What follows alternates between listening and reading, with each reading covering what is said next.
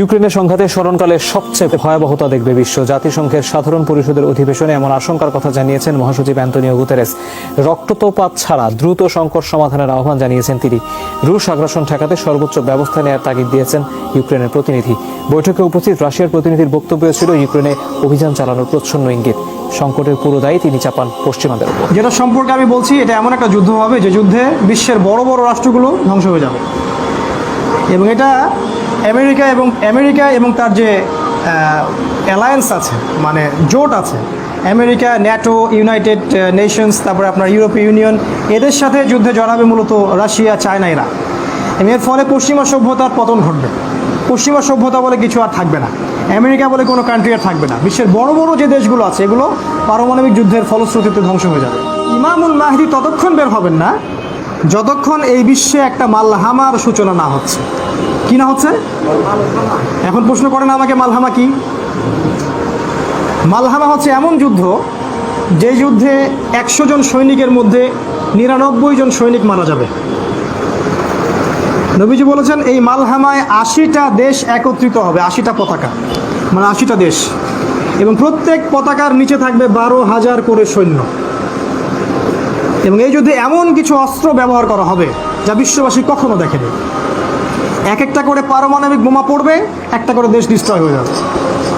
পৃথিবীর 3 ভাগের 1 ভাগ মানুষ যুদ্ধে মারা যাবে, আর 1 ভাগ মানুষ মারা যাবে যুদ্ধের পরবর্তী সময়ে দুর্ভিক্ষ, মহামারী, এসব কারণে। 1 ভাগ লোক বাকি থাকবে, 1 ভাগ মাত্র। সেই 1 ভাগের মধ্যে অল্প কিছু মুসলিম বাকি থাকবে, যারা ইমামুল মাহদির সাথে যুক্ত হবেন। দাজ্জাল বের হবে ইমাম মাহদির পর, মানে দাজ্জালের আগেই বের হবেন ইমামুল মাহদি, আর ইমামুল মাহদির আসার আগেই হবে এই মালহামা। মানে সিকোয়েন্স হচ্ছে আগে মালহামা, তারপর ইমাম মাহদি, তারপর দাজ্জাল। এখন যারা এই যে ল্যাম্পো নিয়ে মাহাদি খুঁজে বেড়াচ্ছেন, আপনাদেরকে জানাচ্ছি মাহাদি এত তাড়াতাড়ি আসবেন না যতক্ষণ না মালহামা শুরু হয়। মানে আমাদের পরবর্তী ইভেন্ট হচ্ছে মালহামা। নবীজি আরও বলেছেন এই যুদ্ধটা হবে, ইরাকের নাম শুনেছেন আপনারা, ইরাকের ফোরাত নদীর নাম শুনেছেন, ইউফ্রেটিস নদী। এই নদীর নিচে একটা সোনার খনি বের হবে। এটা কেউ বলেছেন এটা অরিজিনাল সোনার খনিও হতে পারে, কেউ বলেছেন এটা হতে পারে পেট্রোলিয়াম জাতীয় কোনো ব্ল্যাক গোল্ড, বা এখন সারা বিশ্বে সোনার জায়গা দখল করেছে কিন্তু তেল, কালো তেল। যাই হোক, এই সোনাকে কেন্দ্র করে হবে এই যুদ্ধটা, যেখানে 80টা দেশ একত্রিত হবে। আপনারা জানেন কি না যে অলরেডি কিন্তু ওই ইউফ্রেটিস নদীকে কেন্দ্র করে বিশ্বের বিভিন্ন জায়গার সৈন্য ওখানে ঘাঁটি কেটে বসে আছে।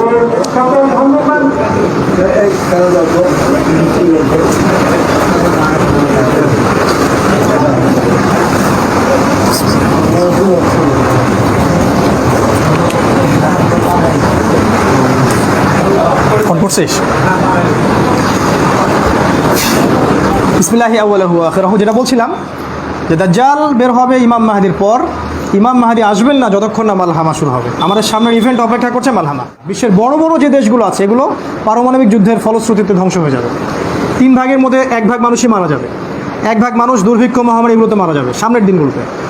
আর এই যুদ্ধটা হবে মূলত ইউফ্রেটিস নদীর সোনাকে কেন্দ্র করে, যেটা অলরেডি এখন মাইনিং শুরু হয়ে গেছে। এখন এই যে সামনে মালহামা আসতে যাচ্ছে, যেখানে বিশ্বের বড় বড় রাষ্ট্রগুলো ধ্বংস হয়ে যাবে, এই কথাগুলো অবশ্য আপনাদেরকে সেকুলাররা বলবে না।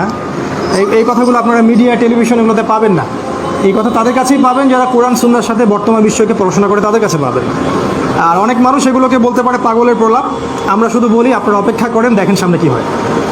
বিশ্বের বড় বড় যে রাষ্ট্রনেতারা আছেন এখনকার বিশ্বে, তারা এবং যারা সেনাবাহিনী আছেন তাদের বড় বড় নেতারা পর্যন্ত জানেন যে মালহামা যে কোনো সময় শুরু হতে পারে। যে কোনো সময় বিশ্বে এমন একটা যুদ্ধ হবে যেটাতে বিশ্বের প্রায় বড় বড় প্রতিটা রাষ্ট্র ডিস্ট্রয়েড হয়ে যাবে নিউক্লিয়ার ওয়েপেন্সের কারণে।